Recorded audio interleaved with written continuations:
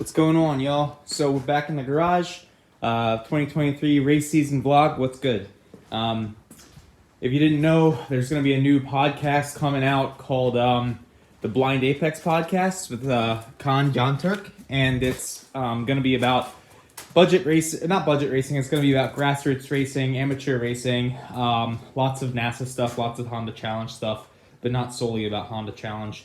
And he's going to be interviewing people on topics about budget racing, or he's going to be interviewing people about how to do a case swap, things like that. And so you should check it out. I do have an episode he's going to be posting where I talk about budget racing myself. But anyway, let's get to the vlog. So I did clean the shop a little bit. I know it doesn't look like it, but this bench was previously completely covered with tools. There was tool bags down there. And then also these big shelves are coming down. So these shelves, like if you notice, like walking through this area is really tight, even without the bicycle here. And that will hit my shoulder all the time. And then this area over here will always hit my shoulder. There used to be a big shelf here when I was like working on this car. So what I did was I took it down, and I'm going to keep the shelves, but I'm going to mount them up here, move the Assyrian flag maybe there or something like that, maybe cover the roof with it. But here's the shelving that came with the garage. Really good shape, really nice shelf. The guy who owned this house before me was a carpenter by trade, so that's pretty cool. He built a lot of cool stuff in this house. This transmission, this clean looking transmission, this is supposedly a B16 cable transmission. Either that or it's a GSR 92 to 93 cable transmission with the magical fifth gear, 0.875 or whatever it is. We have our doubts. So this is Tony's transmission, and I'm going to be inspecting it for him. But he did rotate that input shaft, and he counted the rotations coming out in different gears. He said he thinks it's an LS. So I said, bring me the transmission. I'll take it apart for you. And then if it doesn't, worst case scenario, I can help you sell it on eBay. He only spent $300 on this transmission, and it was right near his house. So we all encouraged him to go get it. And I'm going to help him recoup the money if it's any sort of a dud, because it's a cable transmission case. So these cases are worth money, and eBay is a great place to resell old parts that you have, because you can, if you know how to do shipping and you know how to pack things up, you can make your money back even with the eBay fees. So that's what I do with a lot of my stuff, and I'm going to be talking about that on Khan's podcast. But anyway, so yeah, that's on this table. I am going to right now use this step ladder to take this extension cord and then run it across that beam so that I can get my new power strip running over here.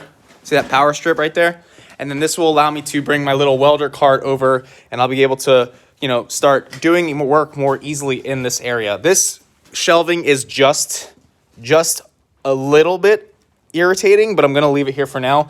But all this big shelving is going to come down. All the stuff on the shelves, we're going to put it in the basement. And same thing with these shelves. These are actually going to go in the basement. I'm probably only going to leave one shelf, because I only really use one shelf for actual garage stuff. The rest of it is just garbage storage. And then I have a bunch of fluids that I store in there and up there. And I'm probably going to migrate them all over here and take those down, because they get in the way of the door and they are ugly. And I might build little cabinets for these so that I can put my fluids in there. So that's where we're at now. I am going to fire up a cigar. I'm going to get to work on getting this extension cable set up. That way I can more easily continue to do my work. So a little bit of an organization update, but I wanted to keep you guys in. It really is part of the racing program to be organized in the garage. And so, yeah, let's go.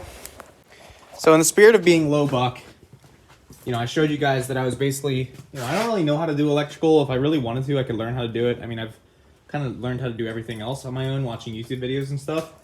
But so these are going to be used to basically secure that cable along that beam, so that I can run it to that outlet over there.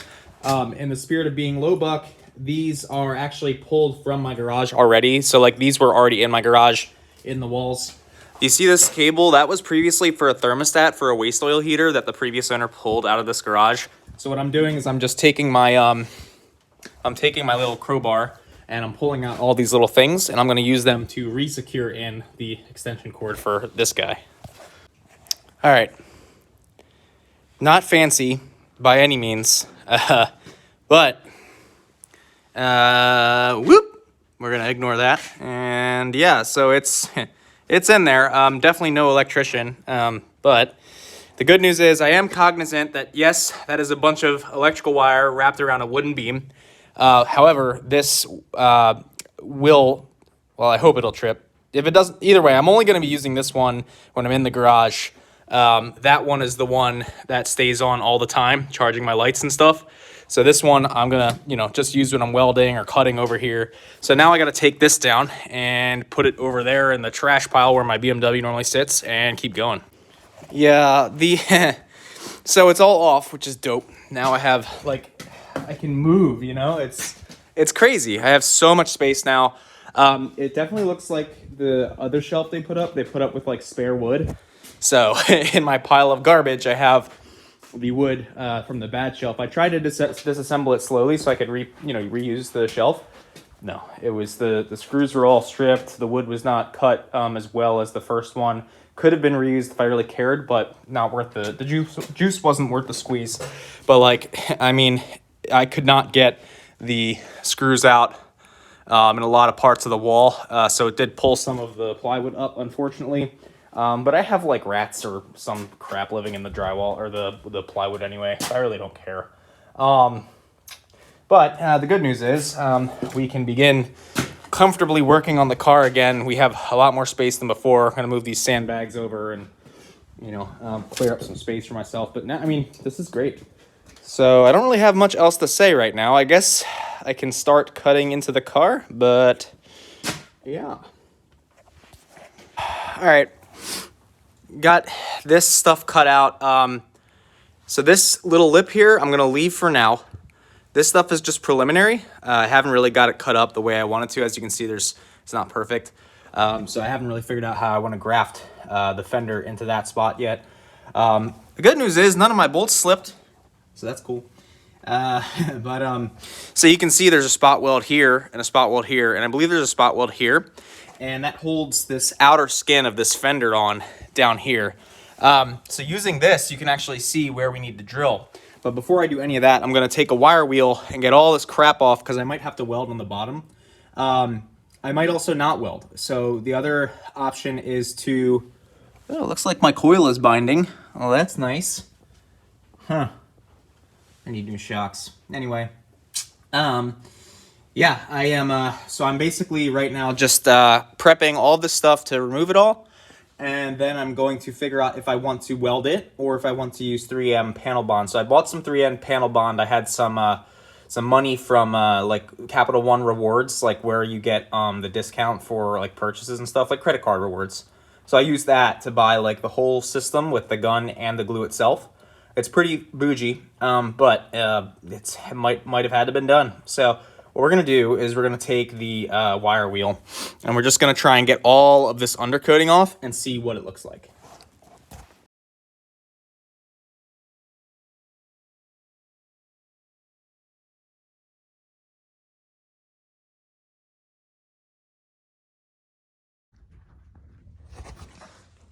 All right. It may not look like much, but it's honest work.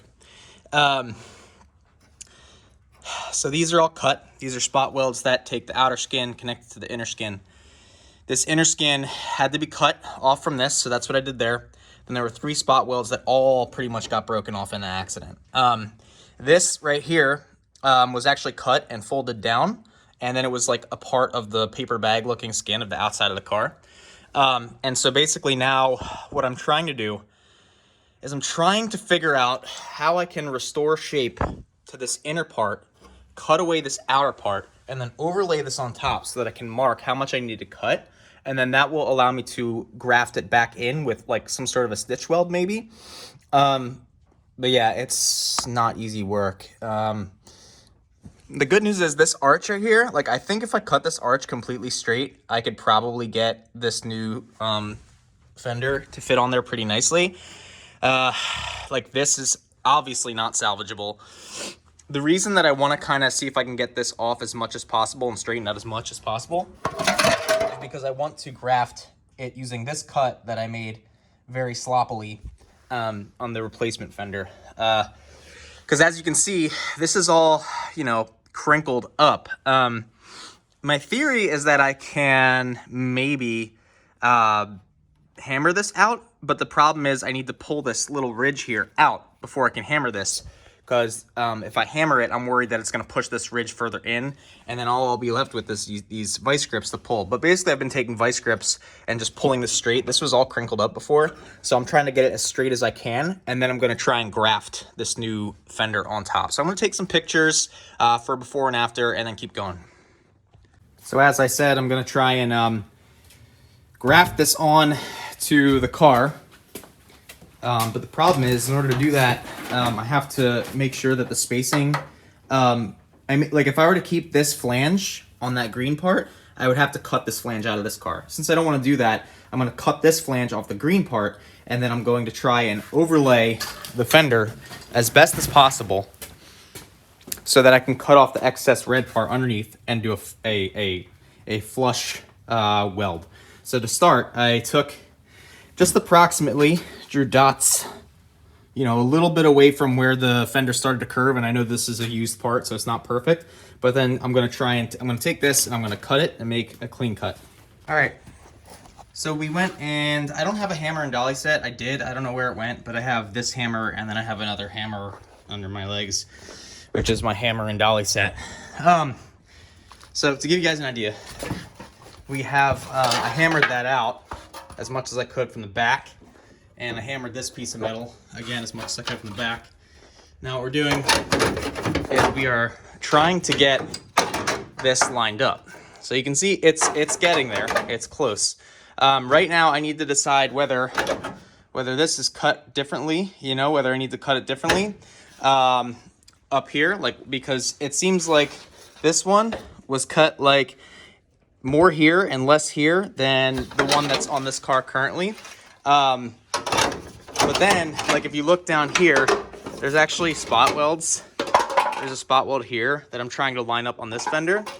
Oh, this might actually help if I get rid of this. But yeah, so I'm gonna try and get rid of that. That might be causing some issues actually. But yeah, so just trying to line this up, and then the idea, once I get it fitted on, see how it's kind of wants to go, but kind of not.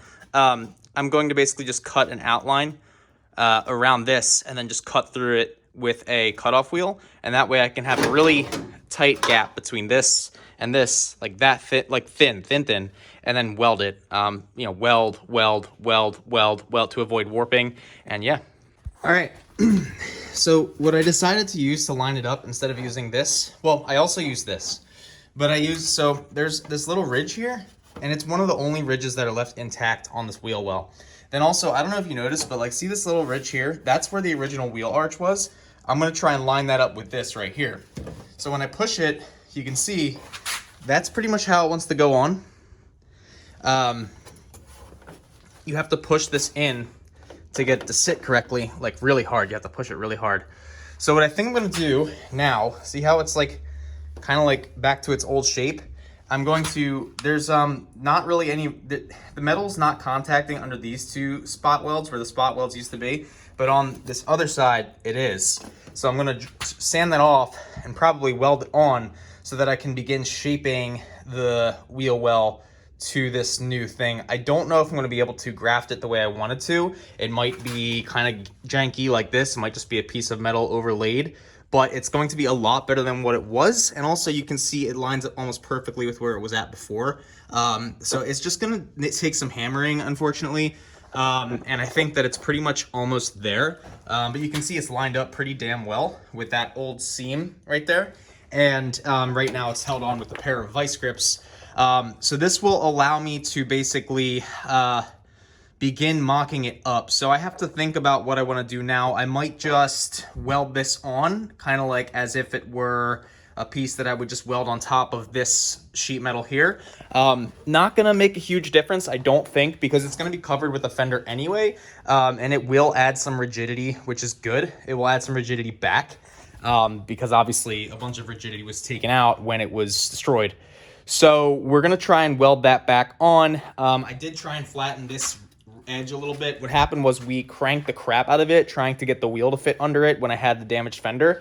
But now that I don't have the damaged fender, I have to get the fender back to the original shape it was at. So that's going to be tough. But with a hammer and dolly set, I should be able to do that.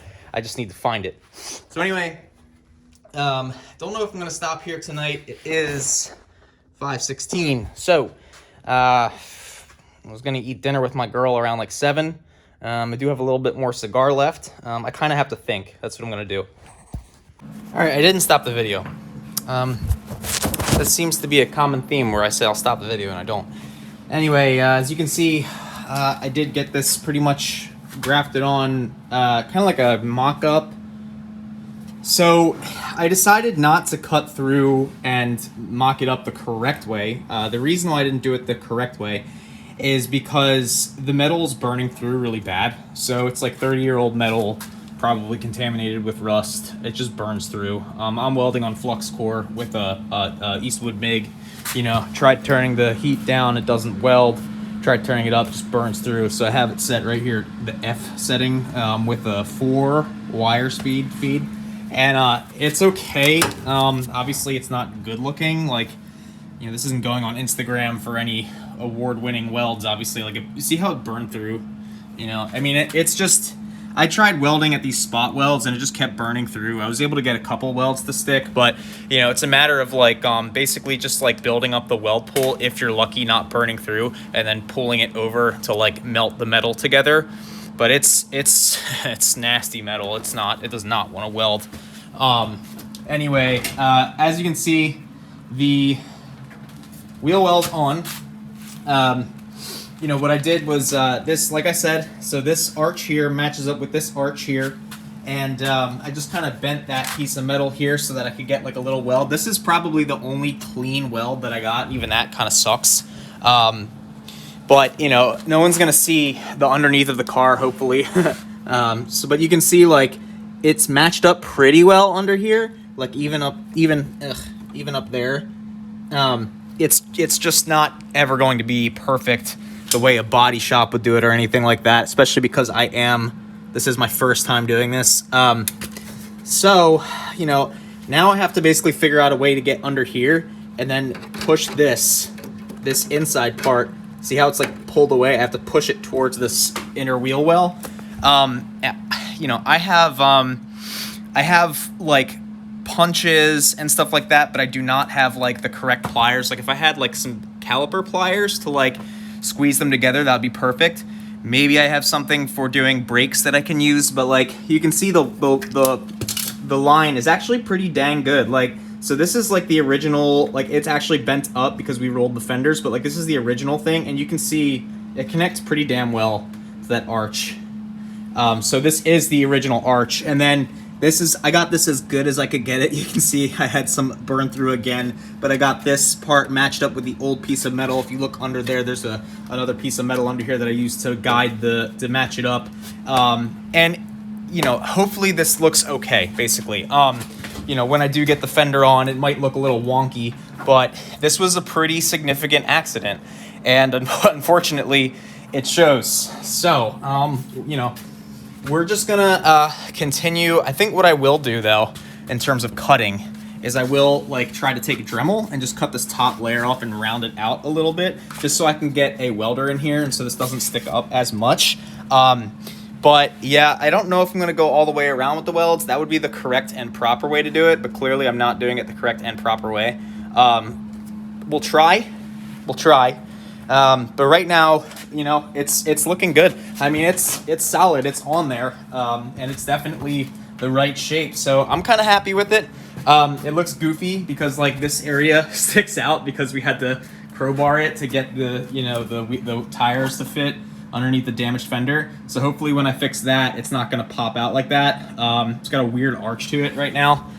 But you know, again, we're just gonna massage the outer fender skin when we get it on and see how it looks. Anyway, you know, right now it is 5:55, so I am gonna go inside and I'm going to, maybe I'll finish up this little nub of my Oliva Serie Ube. Yeah, so we'll try and smoke a little bit of the cigar. And I think we're good though. Bad news about the garage organization this thing, I found it in the trash, and I have not been able to find anything good in the trash recently. I used to be able to trash pick during the bull market and find all this crazy stuff. And now that the economy, I guess, is softening, so hard to find trash now. And like this had the light came, I was like, woo, it works. And then I plugged in my angle grinder. It didn't work. So I have this, I have right now a drop cord essentially. So I'm going to have to buy another one of these and do this whole thing over again. Not that it's a big deal, but I mean, we're working with what we got here, okay? We're working with what we got, people. Anyway, thanks for watching, and you guys play it safe and have a good one, all right?